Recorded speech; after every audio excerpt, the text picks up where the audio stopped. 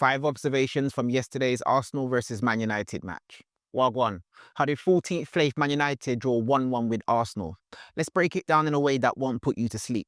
Number 1, United's defensive plan. United rolled out with a 5-4-1 low block that was tighter than skinny jeans after Christmas dinner.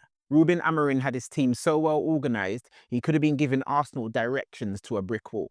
This setup forced Arsenal wide, where they couldn't do their usual damage. It wasn't pretty, but when you're 14th in the table facing title contenders, sometimes you've got to park that bus and hope the parking ticket isn't too expensive.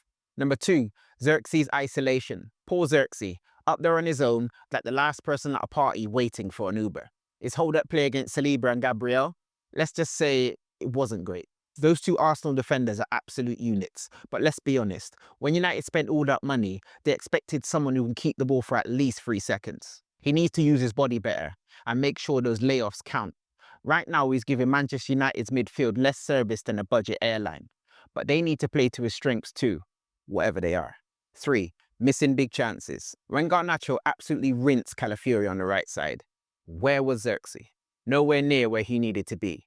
Look, when you're playing in a counter-attacking team and your winger does the hard part, you've got to bust the gut to make sure you're in the box. We all know Kane would have been there, Nunes too. Being there is as important as missing. Even my nan would have made the effort to get on the end of that cross. It was a golden opportunity wasted. Number 4, Arsenal's tactical mix-up. There's something not quite right with Arsenal's setup at the moment. Odegaard, their most creative player with feet smoother than cocoa butter on skin, is often stuck out wide, while Rice is the player receiving between the lines. It's like having Gordon Ramsay wash the dishes while his apprentice cooks the main meal. Rice is clearly quality. His goal showed that yesterday. But Arsenal would be so much more dangerous if Odegaard was pulling the strings centrally where he can actually hurt teams. And 5, United's big team syndrome.